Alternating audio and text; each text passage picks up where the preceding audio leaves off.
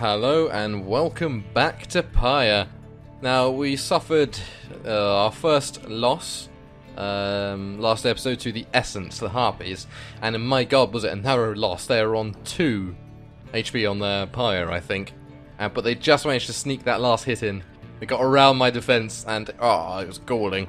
But it's one, we've got like 17 wins, so I'm going to brush it off, you know. Take this loss and humble up and tighten up for next time, because next one is apparently going to be a vital one. I think you all know what that means. It is already time, reader. Come see for yourself. The coldness of the season now presents to us another chance. Okay, so yep, it's Liberation, right. God, there can't be that many left. Indeed, among the remaining stars, you see one with which you are familiar now burns ever brightly. Path to freedom is laid bare before you. Please let it be against the Pyre Hearts, not the Essence again. Hopefully they don't gain fame or face like that.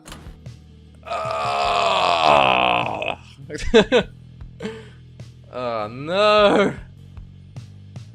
Oh, we had it so beautifully laid out.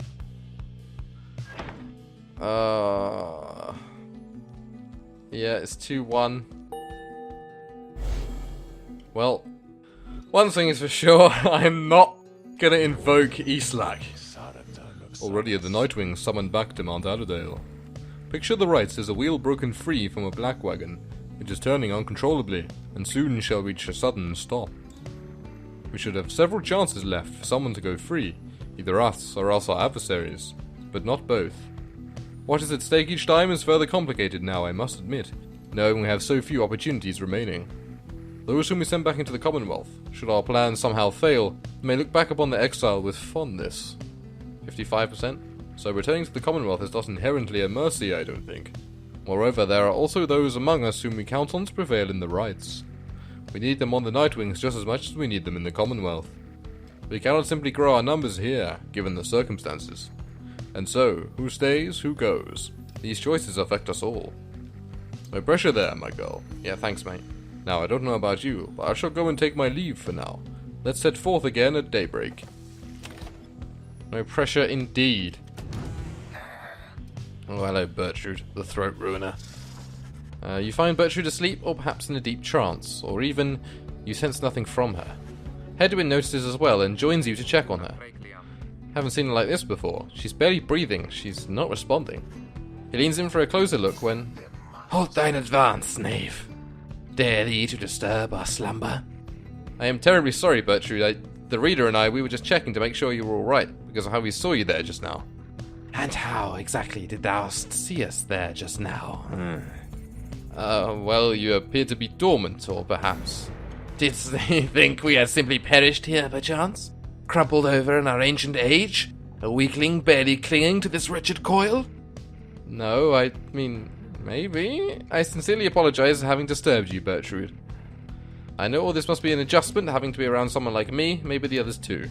If there's anything to do we can make your stay more comfortable, we shall not yield to thy God damn it, Hedwyn's doing it again. To thy flirtations, boy. Flirtations? Wait, no. Know that our hearts already belong to another, boy. Thou knowest nothing of our ways, whilst waking or in dream. Thus we advise thee ample caution in thy further interactions, lest we use thee as a subject for our sorceries. However, we do appreciate thy flattery. Thine advances make us feel like a young tad once more. We are among the most sought after of our kind within the southern bogs. Wisely, Hedwyn remains silent. Thou art free to depart now, boy. Hedwyn turns to leave, but know that we do appreciate thou taking time to check up upon us while we dream, and know that our stay amongst ye has been comfortable enough thus far. Thank you, Bertrude. Thou art welcome, boy. Despite the oddness of the exchange you witnessed, you sense that Hedwyn and Bertrude gained a better understanding of each other. For better or for worse, I think. What's still to go in here? The Glade of Lugh. Never have I witnessed an affront to nature. Mine and everyone's quite like the poisoned woods of limbless Arizek, the root titan, in his suffocating influence. I shall leave it to the boastful Underking to tell you more of Arizek's vanquishing, whilst I may tell you something of the glade that he protected, which became my own, for my own genealogy now occupies the soil there, and strives forevermore to prevent Arizek from taking root again. The brambles of the glade are constantly encroaching on themselves, then falling once again to dust. This miraculous cycle, reflected in the starlight piercing through the canopy, needs to be witnessed whenever the stars invite an audience. Cool. Onwards to our defeat again.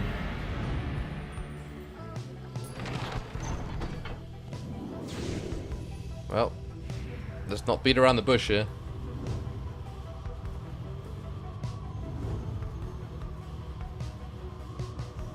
Oh. Kind of went too far there.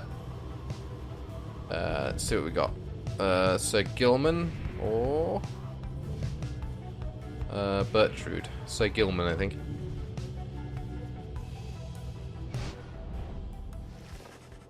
You make landing upon Mount Allerdale, where Volfred pulls you aside while the others complete the post-flight inspection. He puffs at his pipe before speaking up. Reader, as you know, I now wear the raiments once again.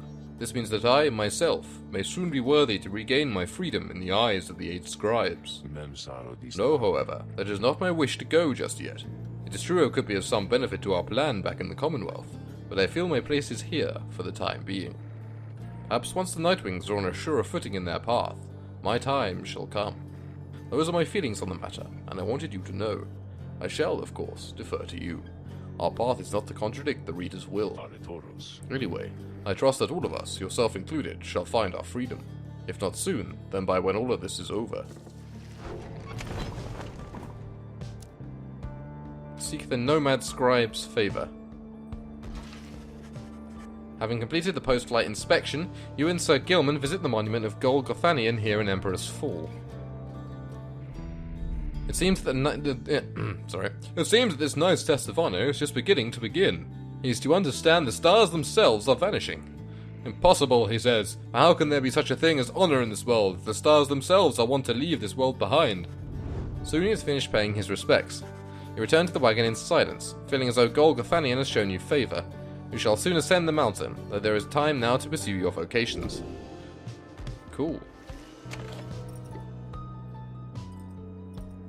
Who wants to chat? There he is, Sir Gilman. Sir Gilman is training intently when you approach. Master Reader, this knight was so engulfed in memories of the Sea Dominion that he failed to detect your stealthy advance on his position. Splendidly done. This knight would have been vanquished by you easily. This knight is fortunate to have you as... Aren't I a cripple? Like a crippled scholar? Surely that makes some noise sneaking up. I don't know. I don't know if that's not meant to be offensive to the cripples among the world, but it seems like I'd make a bit more noise. This knight is fortunate to have you as an ally rather than a mortal foe. His kind routinely clambers from the depths of the Sea Dominion to seek greater glory, and perhaps a slightly longer life expectancy within your Commonwealth. Such an honor it would be to be assigned the rank of knight and be conscripted onto the front lines of the Commonwealth against their vicious, winged enemies. In the Sea Dominion, it was our ultimate goal to fight our way to the surface, past our brethren, past the razor reefs, the strangle kelp, the snaggle fins that prey upon our kind. So Gilman continues listing undersea dangers and terrors for some time. Yes. The basking sharks, and the nurse sharks, and the tiger sharks. Past the blood sniffers, the electric scallops, the rogue worms of the frigid current, the paralyzing nets of the farfishers, and even the past scalding waters of the glowing drench. I'm loving this undersea story. Yet even despite the myriad challenges of living in the Sea Dominion, it is each would-be worm knight's duty to abandon that place at his or her soonest convenience. Really, what a shame. How humorous it was to learn that life within your Commonwealth had quite a bit in common with our existence undersea. It was not all pomp and glory as the story is told. Perhaps it is our lot as worm knights to bring strife with us wherever we should go. For even here, it seems, it is our kind pitted both against our brethren and all others. He remains silent for a while, and then... Ah, well, it is fortunate that this knight found within this place so fine a company as yours. It is a most different change of pace to strive towards a common purpose, rather than strive constantly to outperform each other towards one's own self-gain. Although, to the extent we are competing still, this knight shall ever strive to take the lead. Make no mistake about that, Master Reader. This knight was born to be the best, just like all the billions like him. Now he is off to steal himself. Your pardon, Master Reader. He scoots off somewhere to continue with his self-made training regimen. So that's pretty good, actually. So he's got hope and quickness. He's going to be a very useful boy.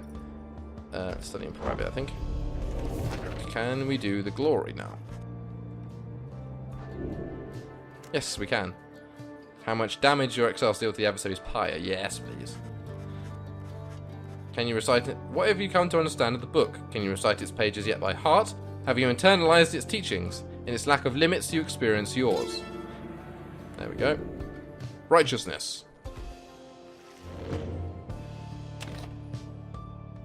Onwards. Temple Cistern or Temple High Road? Hamitha.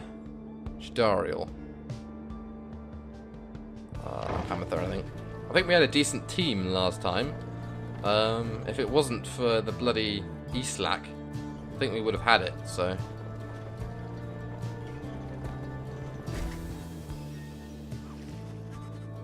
en route to the mountaintop, you pass by a monument to Under King Ores, and Pamitha happens to take notice. I have to hand it to you, Pamitha. You have a real gift for getting yourself into one bad situation after another. Now here you are, praying to the dead to bring the stars back, is that it? Maybe you'll get out of here this time. Things might even be worse back home. Soon she's finished paying her respects. As you prepare to continue your ascent, you sense that Under King Ores has shown her favour. 3 glory, that's pretty damn good. I think it's going to be the same team of Pamitha, Sir Gilman, and Hedwyn. You and your fellow exiles gather at the foot of Scribe's Gate before an archway carved of stone where stands the Gate Guardian. Greetings to you, Celeste. I see the exiles of the Nightwings have returned. Even as the cycle of the rites begins drawing to a close. The Nightwings accept this as the will of the scribes. The Gate Guardian laughs at this softly for some reason. And you, Tariq? Do you accept their will as well? But the lone minstrel does not answer her. It is no matter.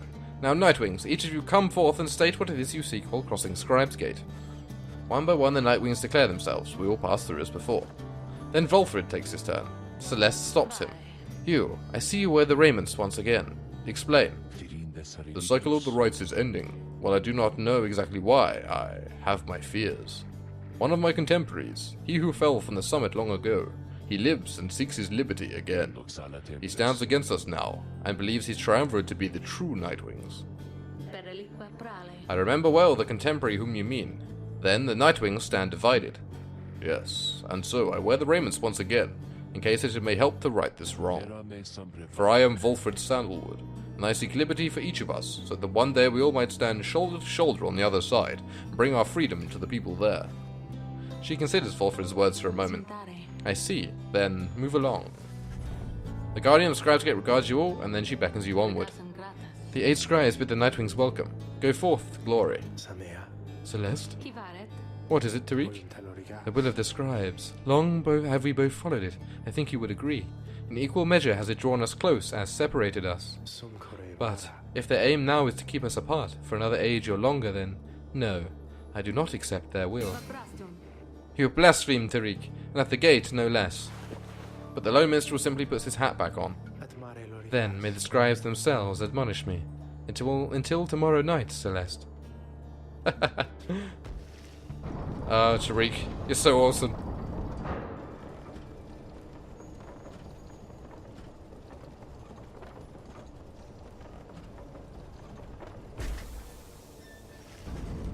Having reached the peak of Mount Allerdale again, you see the vastness of the downside all around you. It leaves you deep in thought regarding which of your companions ought to go free this night, as Rookie did last time. Anyone want to chat? Yep. Volfred. Volfred looks up as you approach, and smiles. I never thought I would say such things, my girl, but it is good to wear the raiments in the rites once more. I haven't actually used him yet. The march of time does have a way of healing certain hurts. Besides, the Nightwings of today, we are a very different beast than the triumvirate which took me in almost a decade ago. Ours was a triumvirate of exactly 3, well, 4 with Tizo, who proved to be an exception. Though, historically, the Nightwings never took on more exiles than needed. I have mentioned my predecessor, Brighton, and my former companions, Erisar and Orelek. Perhaps naively, I had hoped my time with them would not be relevant directly to what we now attempt. But seeing as our stories are now intertwined, do let me know if there is more you wish to learn of them. Ask about Brighton. Inquire about Brighton, who you understand was liberated prior to when Volfred first joined the Nightwings. I never met Brighton in person, but I know him rather well by now. Though, for that matter, my girl, so do you. He studies your reaction for a moment, then... Brighton was born wealthy, but not special otherwise. You would have no reason to have heard of him. He was exiled for negligent misconduct. I do not know exactly why, and do not care for spreading rumors. I first heard of him through Erisa and Aurelek, who found me in a suitable replacement following his liberation. They spoke little of him. Aurelek gave the impression they did not see eye to eye, but he assured me I would soon hear from him myself. Maybe he's the voice, is that right? Yes! Indeed, as I became accustomed to the book which you know well by now, I soon began to hear the voice. Thorfinn looks at you, as if to see you yet take his meaning. You see, my girl, after Brighton's liberation, he assumed a new identity within the Commonwealth, and a new responsibility to the Triumvirate which liberated him. That voice you hear from time to time, whensoever the stars align, is his. He is no longer Brighton. He is now none other than the Archjustice Androbales IX himself, Grand Judge and figurehead under whose watch the Commonwealth is governed in this day. Okay. The liberated exiles retain certain burdens to the old triumvirates. They have much to thank them for, not just their freedom, but the exalted status in the Commonwealth. The theocratic rulers of the Commonwealth, they do not wear masks and raiment simply for the sake of ceremony. They are not who they appear to be. Their public pasts are nothing but a fabrication. Like Brighton, they were once exiles too. Brighton, that voice. He has no love for either one of us by now. He knows full well what we attempt to do, yet he is bound by the traditions of the rites.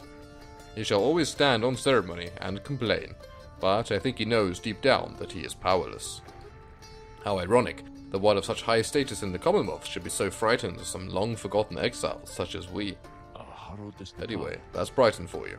He must have seen in you the potential to be one of his staunch supporters for a time. If that's a path you wanted to pursue, I should apologize. Now then, whom else should we talk about? Erisa? You ask about Erisa, who you understand betrayed Aurelek at the moment of his liberation, but then perished in the Shimmer Pool. I'm afraid you know the brunt of it, my girl, but I suppose you know something of Erisa's past, lest you be quick to judge her solely by her actions. Mind you, I would never make excuses for the terrible choice she ultimately made, but her life, I understand, was very difficult. Erisa had been exiled for the foulest of acts. You could see it plainly branded on her face, such was the heinousness of what she did in the eyes of the Commonwealth. She was an apprentice blacksmith in her youth, taking up the post left by her brother. He had fallen in battle on the blood border, despite wielding the father's own lance and armor. Her father never quite recovered after this, and had grown cruel and detached. It was Erisa who took the brunt of his fury. He expected the impossible of her. One day it was all too much for her, so when next he lashed out at her, she struck back. She struck back again and again and again. When they came for her, her father was gone, and she was not herself. She was promptly cast into the downside for the crime, where her hatred for the Commonwealth only grew. Erisa was always intense in her demeanor, haunted by her father's memory. More than that, her chief motive for wanting back her freedom was, in hindsight, not a healthy one. She longed to join our nation's enemies, to build for the Highwing remnants a great siege engine that could shatter the defenses of the Commonwealth and forever end our feud. What she ultimately did to Aurelek, it was an act of pure and thoughtless desperation. I do not think it was simply evil, nor do I think that it was personal. I often wondered, though, if, in her final moments in the Shimmer Pool, she understood what she had done, and the depths to which she had fallen. For years I must admit I hated her, but now my only hope is that she found a peace untenable during her relatively short life in the downside and the Commonwealth. Furthermore, I hope the life of Erisa offers some perspective yet to those of us who have not yet made the same mistakes. Now then, was there something else? I should probably learn more about Aurelek before we end this. You ask about Aurelek. You ask about what Aurelek was like when he and Volfid first became acquainted. Volfid remained silent for some time. I was very, very sick, you know, when I first landed in the downside. The long trip down the river must have been a little much for me. It was Aurelek who found me. He could not have known of my capacity to read before he revived me. He was a physician, intolerant of the sight of suffering of any kind. Not just any physician, mind you, a gifted, highly decorated one. He served on the front. Back then, skirmishes erupted frequently, and those such as Aurelek, they had to deal with many casualties on either side. In time, he said he grew repulsed by what he saw. This sowed in his heart a yearning for an end to all the bloodshed, so he tried to use his status and negotiate a treaty with the Highwing remnants. It must have gone about how you would expect. He was given direct orders to return to the front. but when he refused to soil his hands again, they cast him to the downside. Here he gained the notice of the Nightwings, and before long he grew to be one of the finest rite conductors anyone had ever seen. He was instrumental in the liberation of his companions, whose roles in the triumvirate were later filled by Erisa and me. In time, Orlek's own opportunity for freedom had come up. He longed for it, so that, with his exalted status, he might stand a better chance of negotiating peace. However, on the evening of his liberation, well, you know the story from that point. Belford breathes a heavy sigh. He and I were kindred spirits for a while. I could not bear to think that he was gone, and now I still cannot entirely believe that he is back. He is our adversary now, transformed, grown cold. Still, part of me is happy that he lives. Make no mistake, of course, I will not be swayed against our plan, not by Orlek or anyone. As I have said before, we share a higher calling now. As for Orlek, he wants his freedom still, although I wonder if he still remembers why. Anyway, was there something else? Nope, that's it for now, I think. He bid Fulford a good afternoon and leave him with his memories. My pleasure, reader. Reflecting on the past from time to time helps demonstrate how far we've come, yet how much farther we have yet to go. Right, we shall end this here and liberate Hedwyn if we can next episode. So thank you so much for watching. If you like my content, please do check out my other videos. If you do, I shall see you there. Goodbye.